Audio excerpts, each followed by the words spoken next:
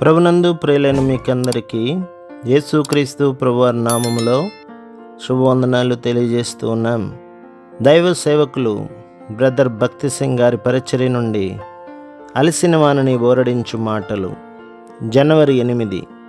యెహోవా వంతు ఆయన జనమే, ఆయన స్వాస్థ్య భాగం యాకోబే.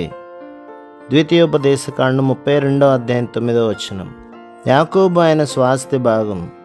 మరొక విధంగా చెప్పవలనని దేవుడు, యాకోబు, నిత్యత్వమునకు నీవు నాకు చెందినవాడవు, సర్వలోకము కంటే నీవు నాకు ఎంతో ప్రశస్తమైన వాడవు అని చెప్పుచున్నాడు. దేవుడు సూర్యుడు, చంద్రుడు లేక నక్షత్రములను తన స్వాస్థ్యమని ఎన్నడూ పిలవడు. యాకోబునకు ఇవ్వబడిన ఆధిక్యత నిజంగా ఎంతో గొప్పది. దేవునికి స్తోత్రము. దేవుని ద్వారా అలాగే అదే ఆధిక్యత మనకు కూడా ఇవ్వబడినది. మీ మనోనేత్రములు వెలిగింపబడినందున ఆయన మిమ్మును పిలిచిన పిలుపు వలనైన నిరీక్షణ ఎట్టిదో, పరిశుద్ధులలో ఆయన స్వాస్థ్యం యొక్క మహిమైశ్వర్యం ఎట్టిదో మీరు తెలుసుకొనవలెను. ఎఫెసీ పత్రిక 1:18. పిమ్మట ఆయన వాని కనుగొని ఆవరించి పరామర్శించి తన కనుపాపను వలె వాని కాపాడిను అని చదువుదుము. ద్వితీయోపదేశకాండం 32:10. దీనివలన నీ యొక్క అన్ని దేవతలన్నింటినీ ఇష్టపూర్వకంగా తీసి పారవేయుటకు నీకు సహాయపడును. సైన్యములకు అధిపతియగు యెహోవా సెలవిచ్చున్నదేమనగా, మిమ్మును ముట్టినవాడు తన కనుగుడ్డును ముట్టినవాడు. జకర్యా గ్రంథం 2:8. ద్వితీయోపదేశకాండం 32:11. పక్షిరాజు తన గూడు రేపి తన పిల్లలపైన అల్లాడుచు రెక్కలు చాపుకొని వాటిని పట్టుకొని తన రెక్కల మీద వాటిని మోయును అని చదువుదాం. ప్రభువు నీ ఉన్నత స్థలముపై ఎగురుటకు నేర్చుకోవాలనని కోరుచున్నాడు గనక ఆయన నీ గూడు కూడా రేపును.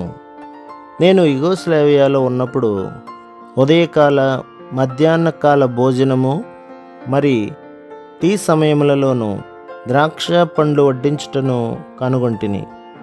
అవి చాలా పెద్దవి, నిండుగా రసము గలవి మరియు పెద్ద పెద్ద గుత్తులు గల పండ్లు భోజనపు బల్ల మీద సమృద్ధిగా ఉండును.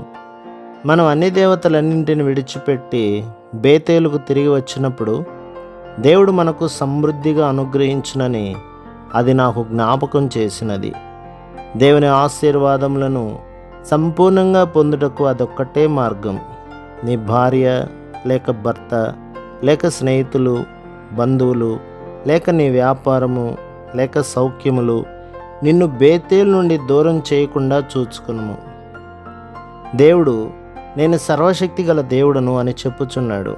నిన్ను రక్షించుటకు, నిన్ను కాపాడుటకు, నిన్ను నడిపించుటకు మరియు నిన్ను ఆశీర్వదించుటకు ఆయన శక్తి గలవాడై ఉన్నాడు. ద్వితీయోపదేశకాండం 32:7 నుండి 14 నీ వ్యక్తిగత అనుభవముగా చేసుకును. దేవుని మందిరమైన బేతేలులో నీకు తన శ్రేష్టమైనది ఇచ్చి నీ పూర్తి భాగమును నీకు చూపుమని ప్రభువును అడుగుము. ప్రభువు మిమ్మును, మీ కుటుంబమును, మీ సంఘములను దీవించి ఆశీర్వదించునుగాక. ఆమేన్.